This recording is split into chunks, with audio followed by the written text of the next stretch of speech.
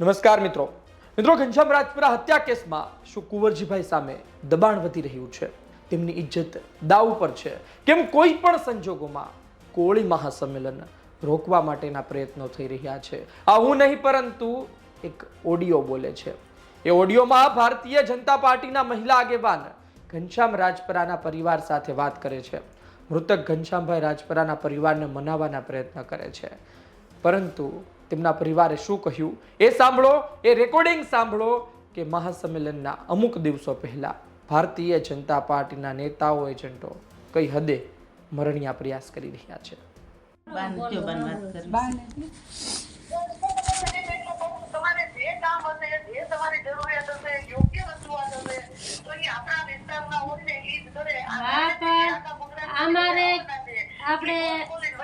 આપણે ક્યાંય કોઈ આપણે અધિકારીઓને કોઈને કાંઈ નથી કેવું, સમાજને કેવું છે. જો બાવળિયા સાહેબને મીટિંગમાં આવવું હોય ને તો એમને ખુલ્લેથી બી આવે. એમને સમાજને કોઈ સમાજ આપણા હોય આપણા સમાજ તેથી મીટિંગમાં બી આવે. આપણે કોઈ એરે વિરોધ નથી ઉપાડવાનો. બરોબર છે ને?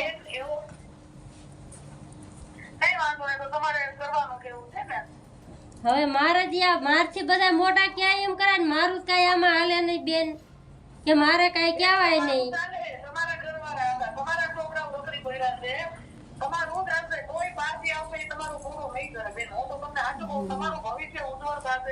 તમે સૌમાંથી દર્શાવો કે મારે મારા ઘરવાળાને ભગવાન આત્માને શાંતિ આપે, મારા બાળકોને ન્યાય મળે, મારે એટલું જ જોઈએ. મારે આવા કોઈ સંમેલનો કરવા નથી.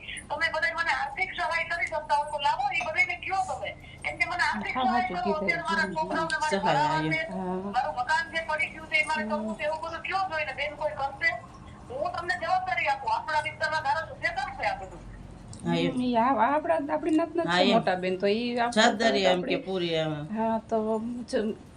છોકરાને જવાબદારી લેશે, આપણે જવાબદારી લેશે કે આ સાહેબ આપણું આ કામ તમારું કરી દે. હાલો, જો એનું મકાન પડે કે ન પડે પણ તમારું મકાન થઈ જાય જવાબદારી અમે લઈએ. બરાબર, આપણે એનું મકાન પડે કે ન પડે એ અમે નથી કહેતા, પાડવાના છે, એ બધું કરશે. આપણે તો અત્યારે આપણે આમને સહાય મળે એવું આપણે કરીએ.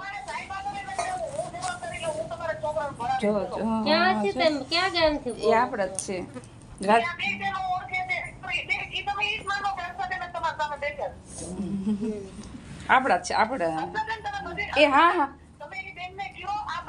હા હા એ હા તમારા છોકરાઓ ભણાવવાની જવાબદારી અમારી, તમારું મકાન જે છે તે હોય. હા હા બાકી હવે સંમેલનો કરી અજાણ્યા માણસો તમને કાઈ નહીં કરી દે. હા હા એ હા તમે ખાલી વિડિયો ઉતારીને દેજો, મારે કાઈ એવું કરવું નથી. એમ વિડિયો કઈ નહીં ઉતારવી, મારે નો કે મારે દેર ને મારે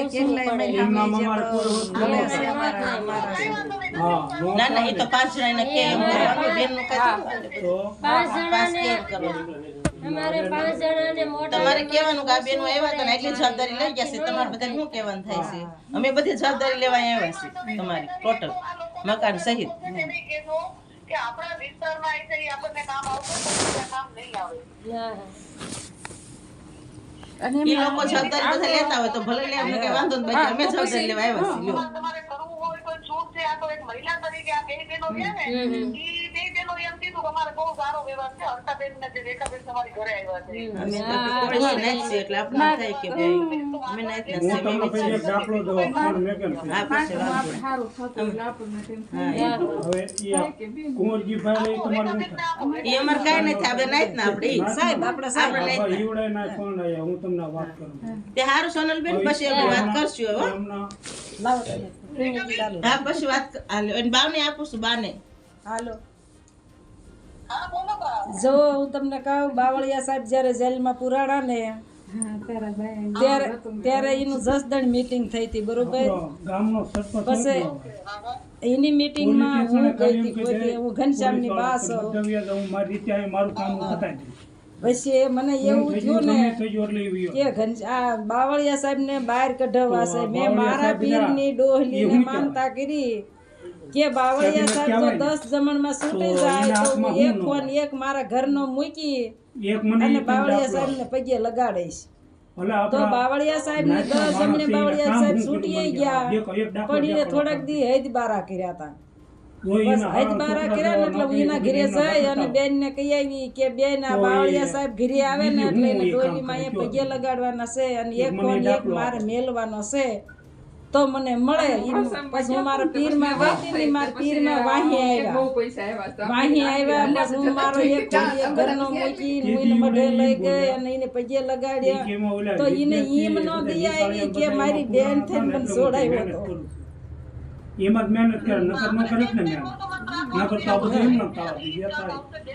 ઈ તો વાત હાચી છે કે હું જો કોઈ ફોર્સ કરતી નથી બેન પણ તમે આપણા આઈસેની કામ આવશે અને જે આવશે ને તો હું કહીને જાઉં છું જેને તમે નહીં ઓળખતા હોય. અહીંથી વેળાએ તો આવવું પડે બેન એક રાહ નવ ઘરની બેન આમ જો વાંઢે ગઈ હતી ની જાહલ રોકાણી હતી ને તો ઈ વાહે ગયો તો એનો ભયલો એમ તો તમે વિચાર કરો ને તે દી કીધું તું કે બેન માંગ કે મારે જરૂર પડશે ને તે દી હું માંગીશ કે મારી બેન છે થાય છે તો તાર મારે જરૂર પડે તો બાવળિયા સાહેબ ને ઊભું ન રહેવું પડે હા લગનમાં જાય. પણ ઈ એમ માને હવે તમે નતો કરીને શું કામ છે બેન હું એમ કહું.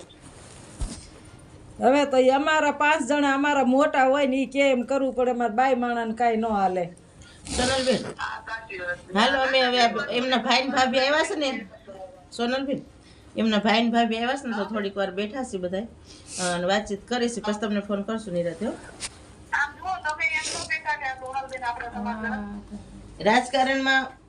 રાજકારણમાં બધું વી ગયું છે એમ તમે કહો છો ને પણ એ એમ કહે છે કે સમાજમાં છે બધું એમ રાજકારણમાં નથી રાજકારણમાં જવા નથી દેવું સમાજ છે બધાય. અને સાહેબે કે નાયક તરીકે આવે એમ રાજકારણ તરીકે નહીં આપણે નાયક તરીકે સાહેબ ભલે આવે એમ એને આમંત્રણ આપવાના છે એમ આપ્યું છે આપ્યું છે, આપ્યું છે. બોલે છે બધે ફોનમાં બોલે છે ને ક્યાં છે એટલે કે સાહેબને બોલાવાના છે એમ કહે છે સમજે અમારા વિરોધ નહીં. સાહેબને તારવા નથી લોકો હા અમે નહીં થાય. અને એ લોકો બધા એમ કે છે જેને આપણે પૈસા ઉભરાવ્યા છે ને એ લોકો તે દિવસે ઈ બેનને આપવાના છે બધા ઈ કે વચ્ચે એમને એવું ન થતા નાચતા નથી એમ. હા એમ સાથે છે હા હા હા એ તો કહે છે કે અમે પૂરી જવાબદારી તમ તાર આવ્યા છીએ ને અમે તમને નહીં થશે ને અમે જવાબદારી પૂરી લેવા તૈયાર છીએ બરાબર ને તમે કહો એ બધું તમ તાર હા સ્પીકર રાખો સ્પીકર રાખો ના આપણે સાંભળે ન ખાવ હા એમ એ વડે એને કઈ અમુક અવળું બોલાઈ ગયું હોય તો હા એમ એટલે એમાં એકબીજા સુધારવા થાય તો ને એ ના ના એ તમારી વાત બરોબર હા એમ સ્પીકર નો કોઈ જ ન રખાય હા એમ સારું સાચું. એ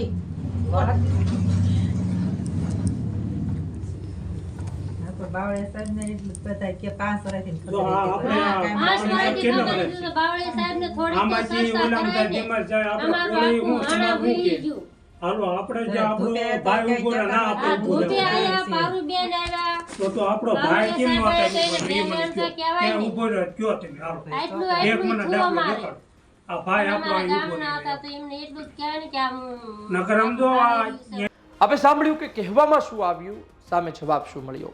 આ ઓડિયોની પુષ્ટિ અમે નથી કરતા, પરંતુ સૂત્રો કહે છે કે સોનલબેન વસાણી રાજકોટ મહિલા મોરચા પ્રમુખ હતા કે જેણે ફોન પર વાત કરી ઘરે પહોંચ્યા હતા હિંગોળગઢના મહિલા આગેવાન રેખાબેન બાવળિયા.